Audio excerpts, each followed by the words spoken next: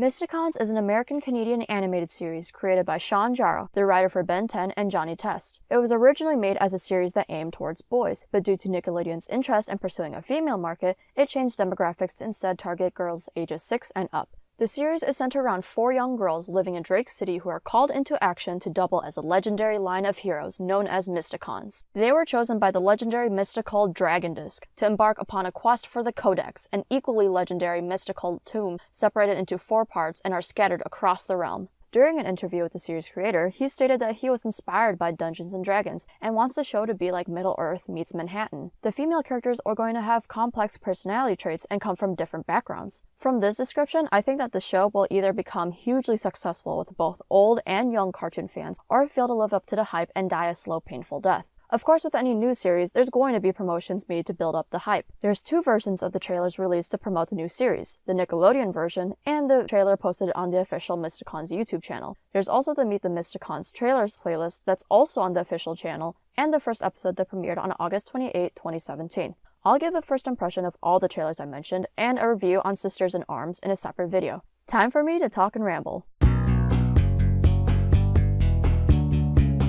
When it comes to both trailers, they do a great job at promoting the show and grabbing your attention. The thing about each video is that they have a lot of things in common. There's a female announcer explaining everything. Meet the Mysticons. In a time where the future is now. They show an awful lot of clips from the first episode. There's quick introductions to the 4 main characters, and they show an emphasis on the show being an action series.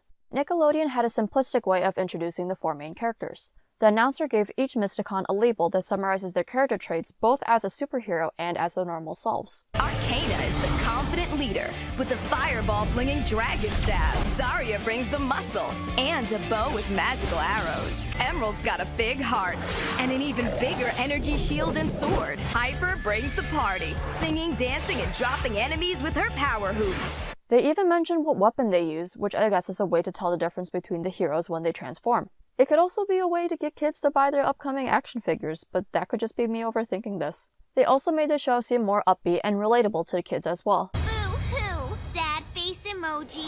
It's kinda cringy, but if it helps get kids to watch, then more power to them. The Mysticon trailer on their YouTube channel took a much more serious approach. It set a mystical tone, emphasizing the mythical elements that make the show stand out. The background music had more suspense, and the announcer sounded wiser and more elegant.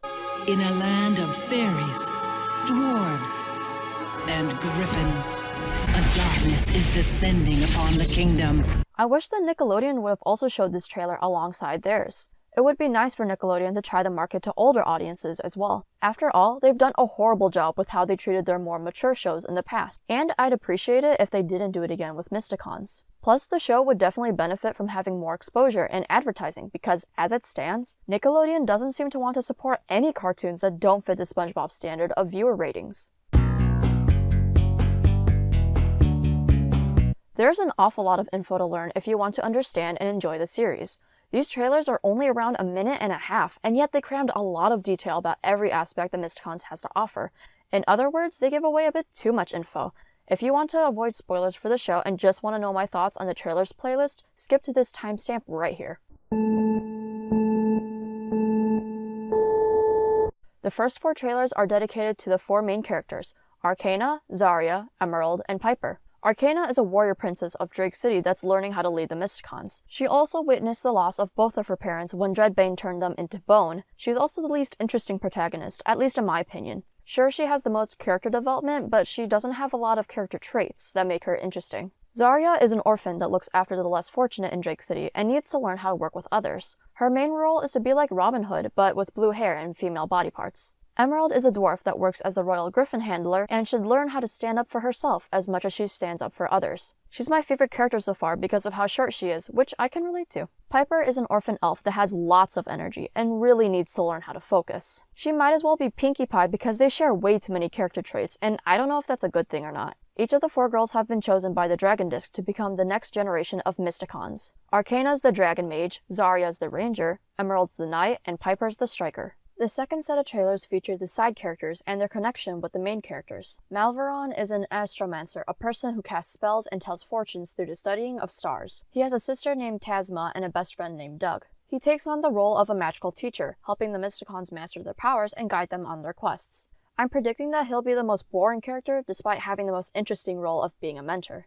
Chaco is a foz, not a fox, a foz, a small furry animal that's native to Drake City. He's a mischievous troublemaker that's always there to help save the day, and he's Zarya's adorable pet. He's really only there to sell toys and to be the cute mascot, but he's not even that cute. He looks like a Furby with a monkey tail and bat wings for ears. Gawain is Arcana's stepbrother and prince of Drake City. He's irritable, obnoxious, self-centered, annoying, cowardly, and fat. That's all there is to know about him. This show is really wanting you to hate him, and to be honest, it's working. The last set of trailers focus on miscellaneous topics that still play a role in the show, but really don't share a common theme when compared together. The Codex is a magical book that's split into 4 pieces that are scattered across the realm. The Dragon Disc will give them clues as to how to find them. Once they're retrieved, it'll give each Mysticon special powers. The power of the dragon, the power of the wolf, the power of the phoenix, and the power of the unicorn. I've had some lingering questions as to what rules the show has established when it comes to powerful artifacts like the Codex. Can anybody use the Codex even without being a Mysticon? What powers does each piece give to the person who obtains it? Can you destroy the books? Who created the Codex? Many questions just like these can make or break how interesting the story gets, because building the universe that the characters are in can help make the world much more interesting. It gives the viewers more reason to want to get invested. The fictional world of Mysticons has a lot of potential, and I'm really interested to see where the show goes.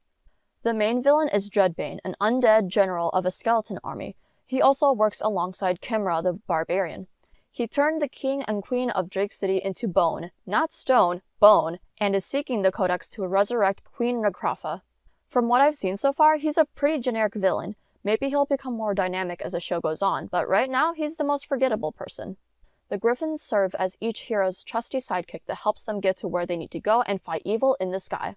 Each Griffin has been given a name by their owners, but the trailer hasn't explicitly stated what they are. I was able to find out from one of the comments the official channel left in their comments section. They are also created to sell toys, just like Chaco. I'm not complaining about these animals, however, because they look pretty cool. Drake City is, well, a city, populated by humans and magical creatures. There's specific locations like the Royal Palace and the Undercity, which I guess is the part of the city where poor people live, and dragon trains that transport people from place to place in the sky. The location isn't bad, but it's pretty generic other than having mythical creatures live in it. There's yet another trailer that's been released lately that I haven't seen with all the other ones. This one is technically the last trailer in the Meet the Mysticons playlist for now, but I'm pretty sure that there will be more videos in the future. Tasma was one of the strongest astromancers alongside her younger brother Malveron. She resorted to using dark magic and works with Dreadbane. I'm not sure why she decided to go to the dark side, but she's evil now. Her brother's reaction to her working with Dreadbane seems pretty anticlimactic. It's weird that he accepts that she's a villain now. You'd think that he'd care a lot more since they're siblings, but I guess he always knew that she would do something like this. This show better explain why she turns evil, because as of now, I don't see why I should care about her besides the fact that she betrayed the Mysticons. My overall thoughts on each of them are that they really do help with understanding the characters and the world-building elements. There really is a lot to know, and the trailers act as sort of like video summaries to help the viewers catch up with what's going on. The main issues I have with the trailers are that they give away a lot of plot points. They ruin the surprise on what event is going to happen, lessons and morals that are going to be taught, and what other characters are going to be introduced. I'd argue that they don't spoil nearly as much as I'm making it up to be, but if you want to go into the show completely blind, don't even bother watching the trailers. If you don't mind some spoilers and want more info about the show, give the Meet the Mysticons playlist a chance. What I find interesting about the Mysticons, aside from the amount of trailers made to promote it, is the demographic that the show wants to market towards. Like I said in the beginning, this show is marketed towards girls ages 6 and up. Not to say that kids at that age are stupid, but would they really understand what's going on in the show? There's so much world building and character development that makes it stand out as a Nickelodeon cartoon. It seems like the type of show that teenagers and young adults would appreciate.